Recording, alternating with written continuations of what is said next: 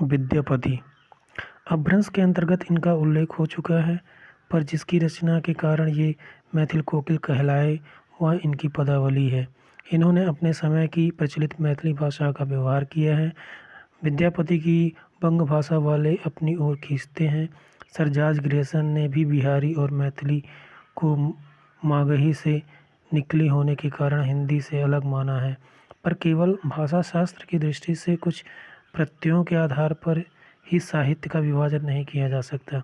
कोई भाषा कितनी दूर तक समझी जाती है, इसका विचार भी तो आवश्यक होता है।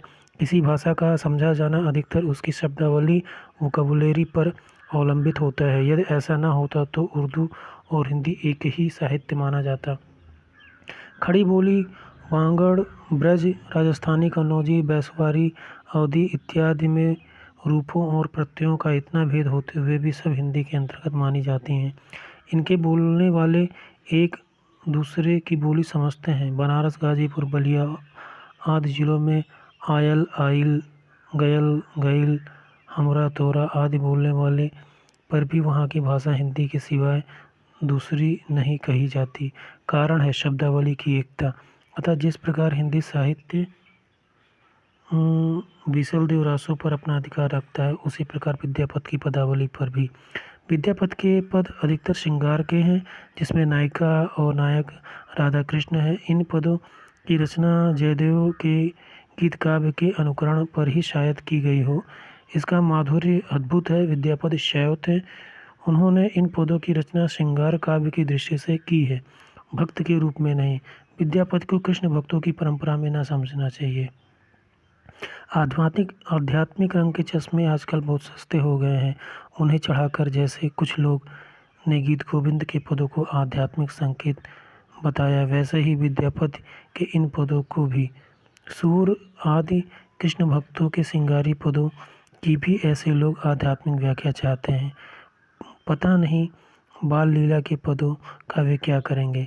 इस संबंध में यह अच्छी तरह समझ रखना चाहिए कि लीलाओं का कीर्तन श्री कृष्ण का एक प्रधान अंग है। जिस रूप में लीलाएं वर्णित हैं, उसी रूप में उनका ग्रहण हुआ है और उसी रूप में वे गोलोक में नित्य मानी गई हैं। जहाँ वृंदावन, यमुना, निकुंज, कदम्ब, सखा, गोपियाँ इत्यादि सब नित्य रूप में हैं।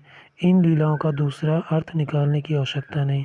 विद्यापति संवत 1460 में तिरहुत के राजा शिव सिंह के यहाँ वर्तमान थे।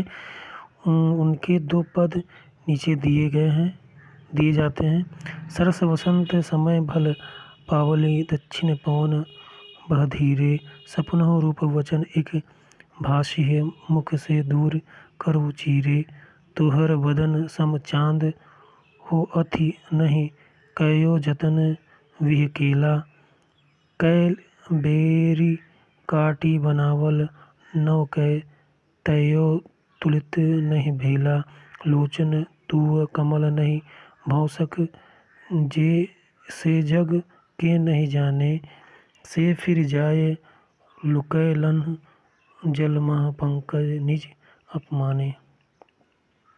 वह विद्यापति सुन वर जोवते, ये सम लक्ष्मी समाने, राजा शिव सिंह रूप नारायण, लखिमा देये प्रति माने, काली कहल पिय समझिरे, जैबी मैं मारु देश, मोए अभागिली नहीं जानल रे संग, जैतम जोगिन वेश, हृदय बड़ दारुण रे, पिया बिनु बिहरि न जाय, एक शयन सखी सूतल रे, अचल बलभ निशि भोर,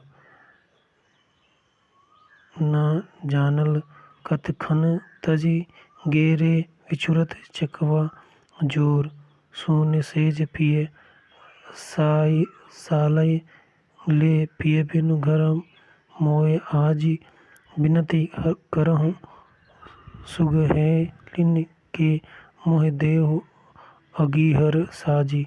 विद्यापति कवि गावल रे, आवे मिलत पिय तोर, लखिमा देई बर नागर रे, राय शिव सिंह नहीं भोर। मोटे हिसाब में वीर गाथा काल राजा हम्बीर के समय ताकि समझना चाहिए। उसके उपरांत मुसलमानों का साम्राज्य भारत में स्थिर हो गया और हिंदू राजाओं को न तो आपस में लड़ने का उतना उत्साह रहा, न मुसलमानों से जनता की चित्तवृत्तियाँ बदलने लगीं और विचारधारा दूसरी ओर चली। मुसलमानों के न जमने तक तो उन्हें हारकर अपने धर्म की रक्षा का वीर प्रयत्न होता रहा, पर मुसलमानों के जम जाने पर अपने धर्म के उस व्यापक और हृदयग्राह रूप के प्रचार की ओर ध्यान हुआ जो सारी जनता को आकर्षित रखे और धर्म से विचलित न होने दे। इस प्रकार स्थिति के साथ ही साथ भावों और विचारों में भी परिवर्तन हो गया, पर इससे यह न समझना चाहिए कि हम्मीर के पीछे किसी वीर काव्य की रचना ही नहीं हुई। समय समय पर इस प्रकार के अनेक काव्य लिखे गए। हिंदी साहित्य के इतिहास की एक विशेषता यह भी रही है कि एक विशिष्ट काल में किसी रूप की जो काव्य सरिता वेग में प्रवाहित हुई, वह यद्यपि आगे चलकर मंद गति से बहने लगी, पर 900 वर्षों के हिंदी साहित्य के इतिहास में हम उसे कभी सर्वथा सूखी हुई नहीं पाते। धन्यवाद।